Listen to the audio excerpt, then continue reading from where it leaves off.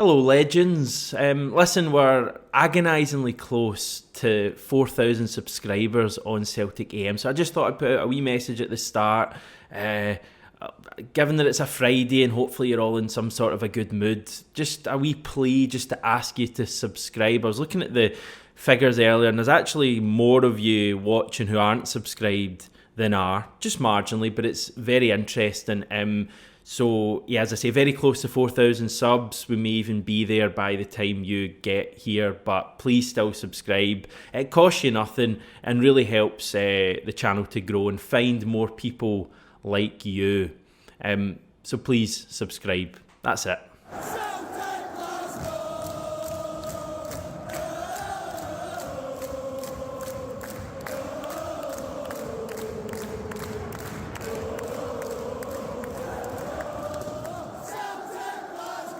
Right, I obviously wasn't able to get to Albert Park today as I had hinted at on yesterday's video. If you're wondering what I'm even talking about, that's where the Australian F1 Grand Prix is taking place this weekend. And I thought it would have been fun to go out and record a video, but being honest, it probably been quite noisy. Maybe not my best idea. But if I put in an occasional car noise like that, then maybe we can just kid on that I'm at Albert Park. I am going on Sunday to the actual race, so maybe on Monday we can have a wee short chat about what my experience was like. I don't know if many of you are actually into Formula One. I'm actually not really, to be honest, but I'm kind of looking forward to just seeing what it's all about. I guess it's an international break anyway. It's not as if we're missing out on a hell of a lot else that's happening.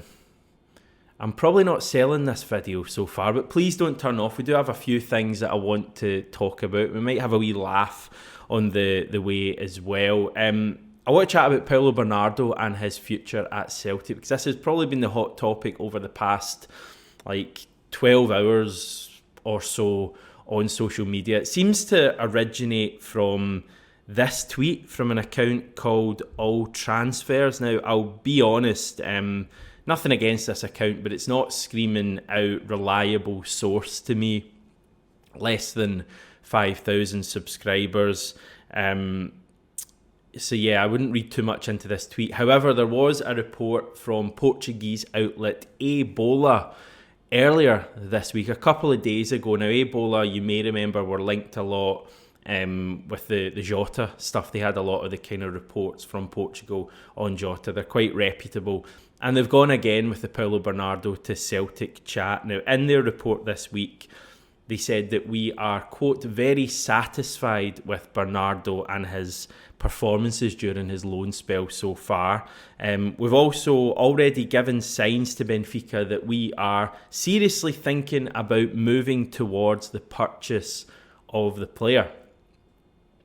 Now, the report goes on to say that Bernardo's loan deal has an option to be made permanent for €7.5 million this summer. That's around £6.5 million. The report says that it is likely that Celtic will push the matter until the end of the season and try to renegotiate the price. Thanks for that. Yeah, £6.5 million seems like a similar kind of fee that we shelled out for Jota. Might even have been that. So maybe there's a similar deal there.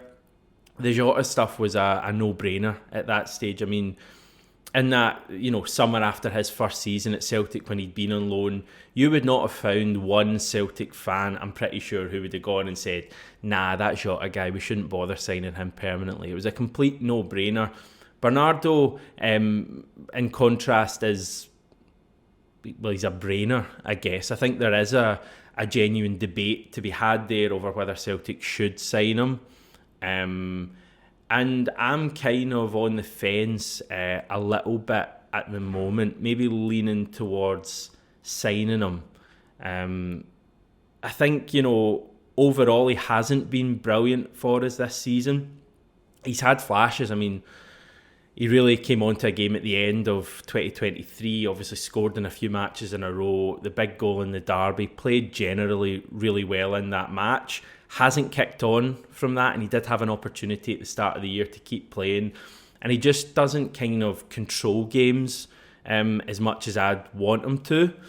And like recently, I think he has been one of the poorer performers, even in our good performances. So it's probably not like the best time to kind of have this conversation, in Bernardo's favour, because he hasn't been playing brilliantly recently. If we'd have been having this in January, I think, again, it might have been pretty nailed on that we should sign him.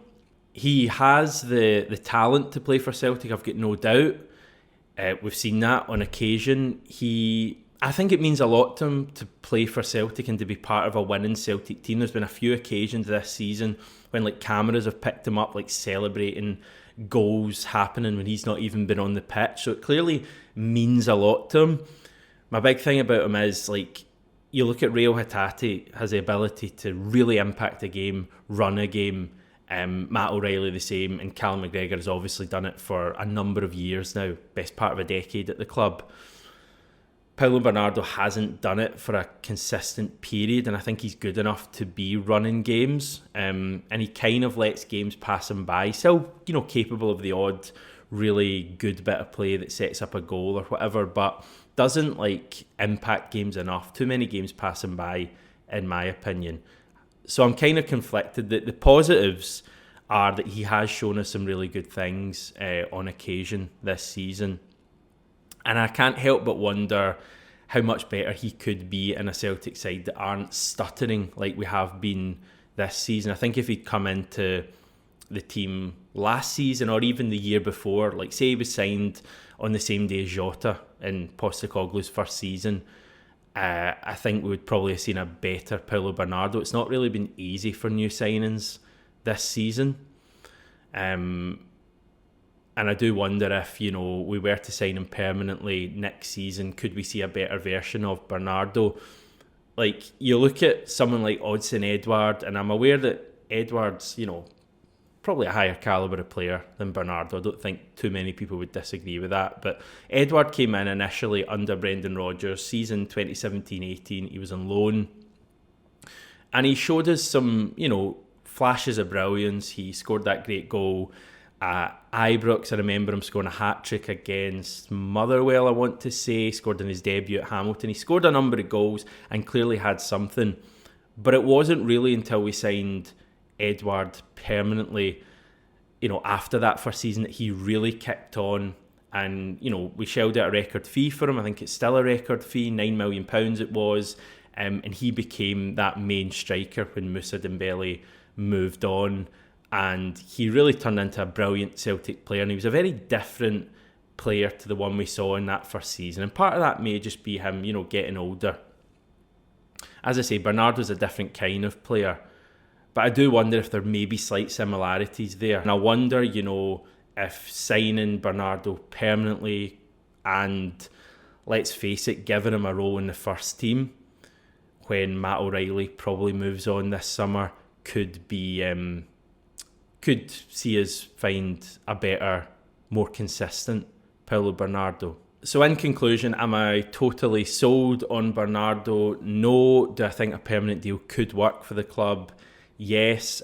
For me, he has all the talent. He just needs to impact games more, and he's more than capable of doing that. So that's where I'm at right now. I think, the chat's going to continue between now and the end of the season. And I think Celtic are probably going to, almost certainly wait until the end of the season before a decision is made. But let me know your thoughts. Right, moving on, Celtic Foundation had their annual New York Gala dinner last night. I say last night, it's just after midnight in New York, so they're probably still partying into the night.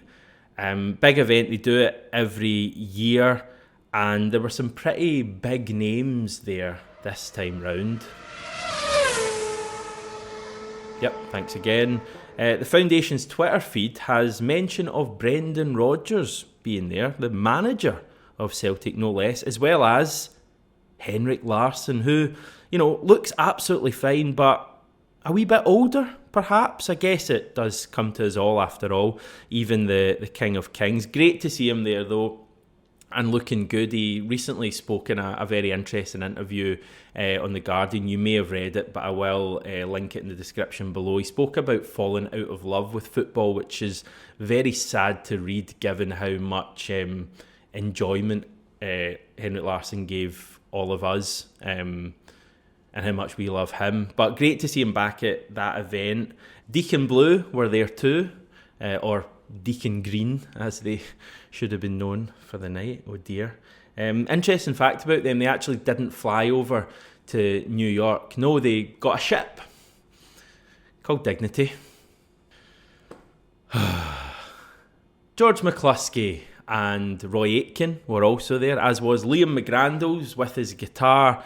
And I'm sure I saw Dermot Desmond in one of the images from the Celtic Foundation as well. So it looked like a really good turnout. I believe around 350 people there. Of course, many of those in attendance will no doubt be going to watch the first team play in the summer in one or more of our matches stateside. The event raised a staggering net total of $355,000, by the way, which is a pretty remarkable total. So great work and a great night, I guess, for all concerned there. That's kind of it for now. We do have a blonde Daisen Maeda playing yesterday. The full match, in fact, for Japan in their 1-0 win over North Korea. The return leg is next week. And I did enjoy this tweet from X user at P_67 saying Maeda will go from Pyongyang, North Korea to the Tony Macaroni Livingston in the same week. That blows my mind. Sadly for this pretty cool story, it isn't actually the case. The game next week was meant to be held in Pyongyang, but that city won't host the match. Now, an article from the Japan Times says North Korea, which has no formal diplomatic relations with Tokyo, appears to have decided not to stage the match in its capital over worries about infectious diseases in Japan. It has not been decided whether the match will be held on the scheduled date or where it will take place, the report said. But Maeda shouldn't worry. If he wanted to visit a place detached from reality and a leadership mocked and loathed around the globe, then he's got a trip to Ibrox next week to look forward to, eh? Right, that will honestly do us for today. I really appreciate the views we've had this week, by the way. The views have actually gone up during the international break, which is strange. You're obviously all as keen for some sort of Celtic chat and discussion as I am. Really appreciate it. Enjoy your weekend, and I'll be back on Monday.